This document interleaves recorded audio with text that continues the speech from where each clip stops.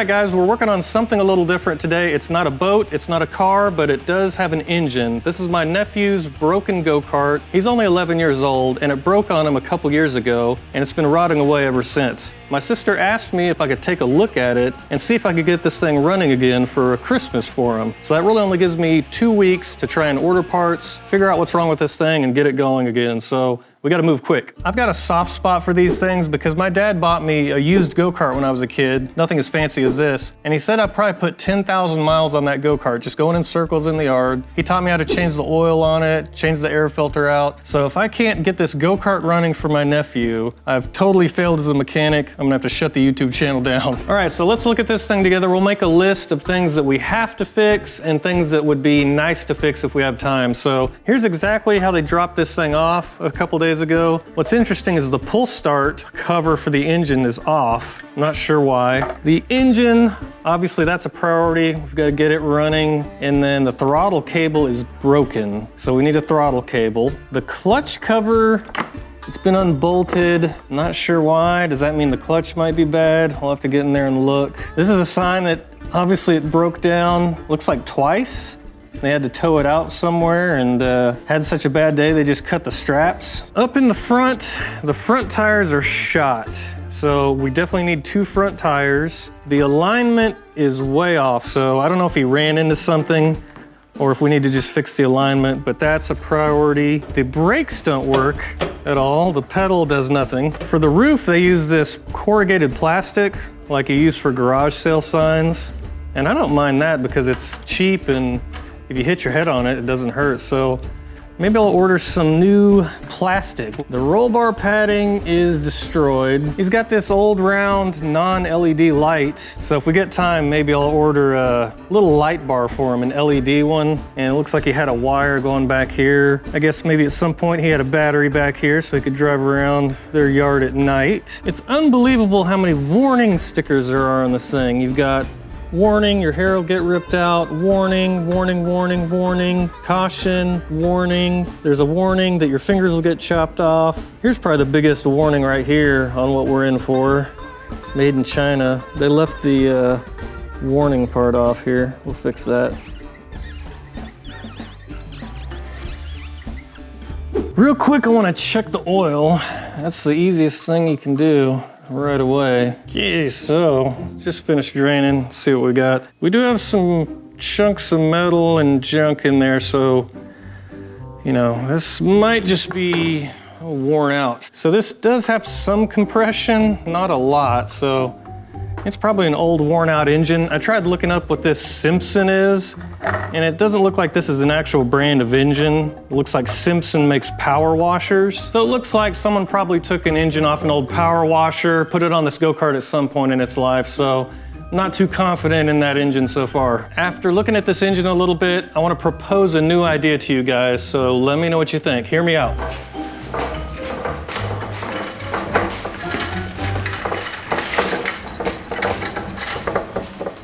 This is an 8-foot surface drive and an engine that we bought. We were gonna use it for a boat project for fun. We still haven't done anything with it. I haven't even opened the box yet. So what I thought we could do is take this, put it on the go-kart. Not the surface drive part, but the engine. I think this new engine would be better on his go-kart than us putting it on some old crappy boat like we were gonna do. Let's do that. Let's get this clutch cover off, see how the clutch looks on this thing.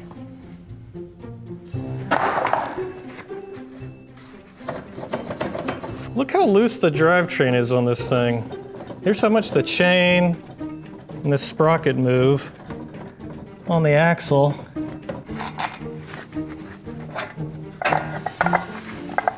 Okay. Go. We'll get these 4 bolts out that hold the engine on, and there shouldn't be too much more after that.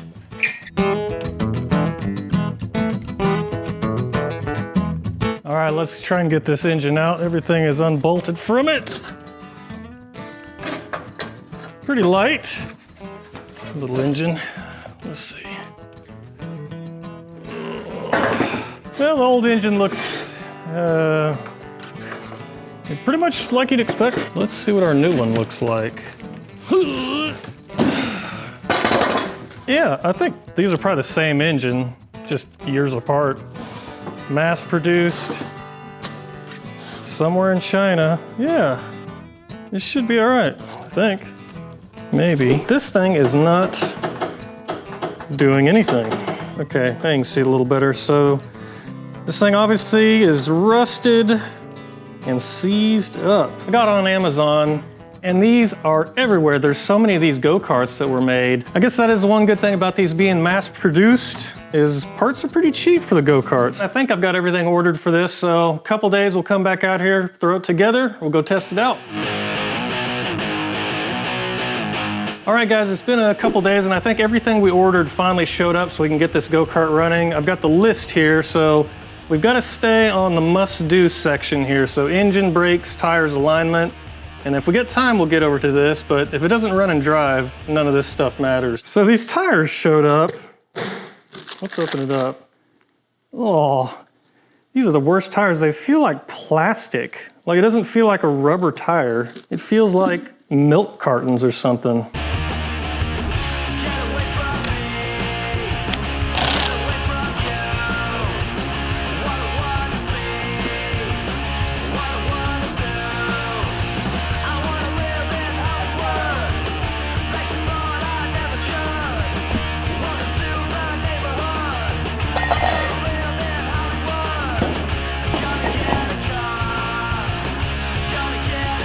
All right, so we'll run our tape measure across the front, get a tape measure on the back side here. So 41 inches on the back, 44 on the front, so we're running 3 inches of toe out on this go-kart. Normally, like on the race car, we might run an 1/8 or a 1/16 of an inch of toe, so 3 inches is crazy. I've got the lock nuts loose here, so we'll start bringing this in.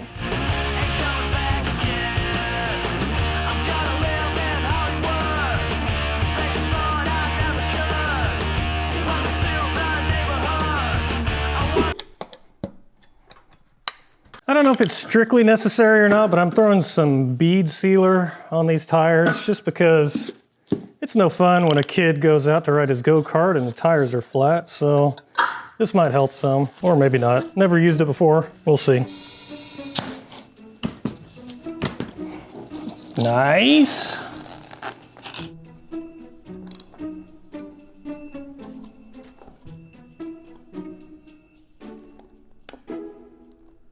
Okay, tires complete.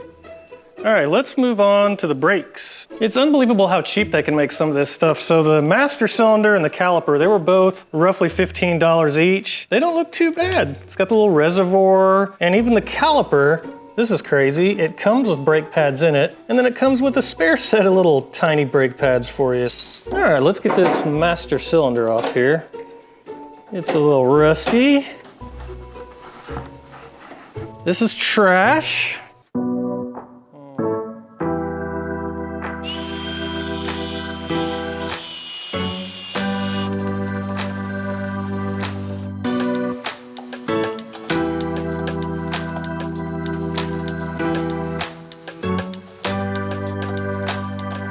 There we go.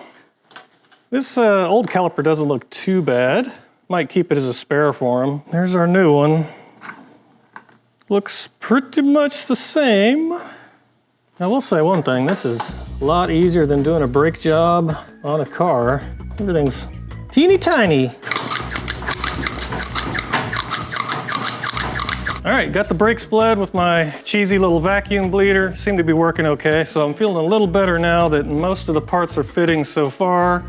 But now, this is the one that can really bite us. None of what we've done so far matters if this thing doesn't fit and if it doesn't run. So since we've only got a few days left till Christmas, this pretty much has to work. I've got the gas tank off so we can put it on the back where the other gas tank was. So other than putting some oil in this and rigging up the kill switch, it should be ready to go.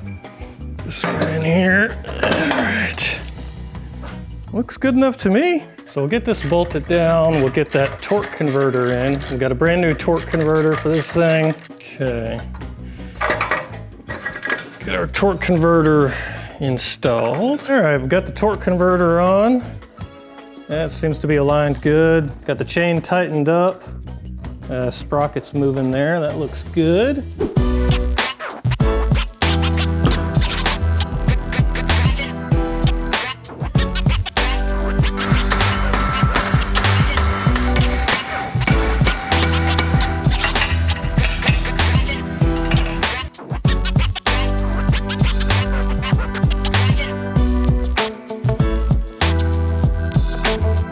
Okay, next, gas tank time, because this thing will not run without fuel.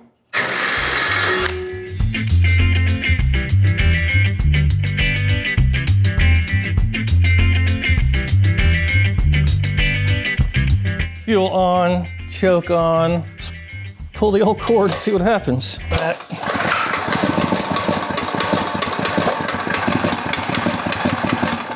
Okay, making noise. Man, that thing's quiet.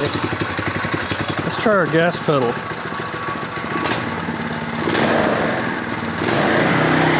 Ooh, yeah, torque converter's working.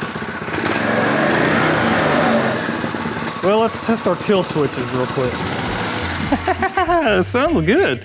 All right, so without driving it, at least the engine runs, so I think for now, we can cross her off the list. Since the must-do section is done, I've got another day, so let's run through the rest of this stuff, and then we'll get this thing outside.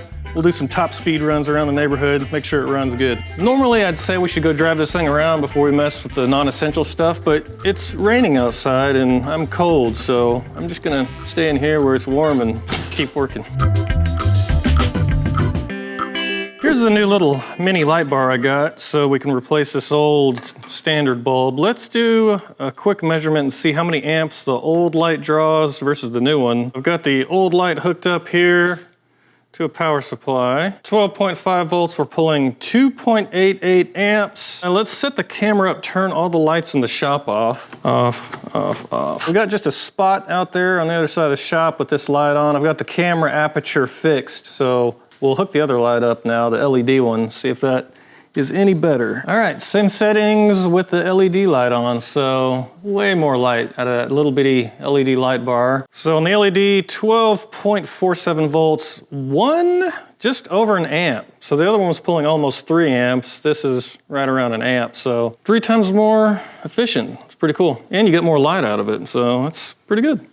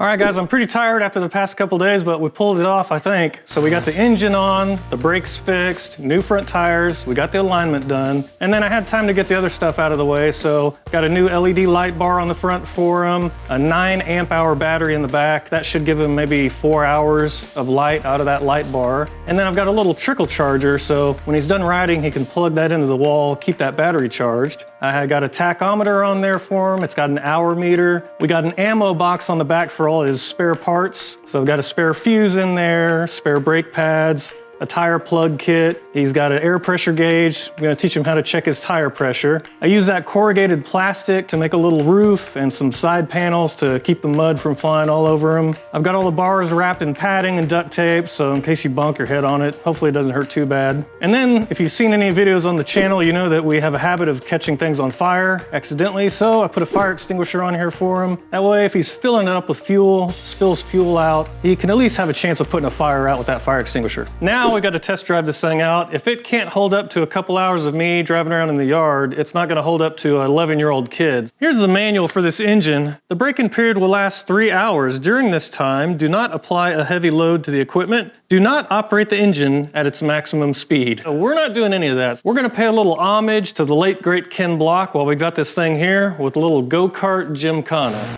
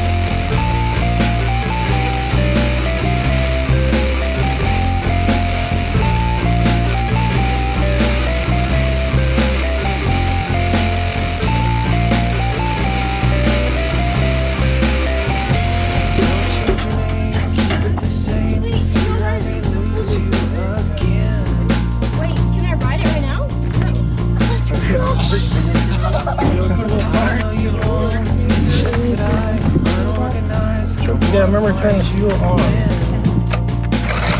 All right, boys, we pulled it off. We got the go-kart delivered on Christmas, and my sister said he's been riding the thing non-stop since then. It feels good to work on something other than one of our junky old boats. So appreciate you guys watching as always. We'll see y'all next time.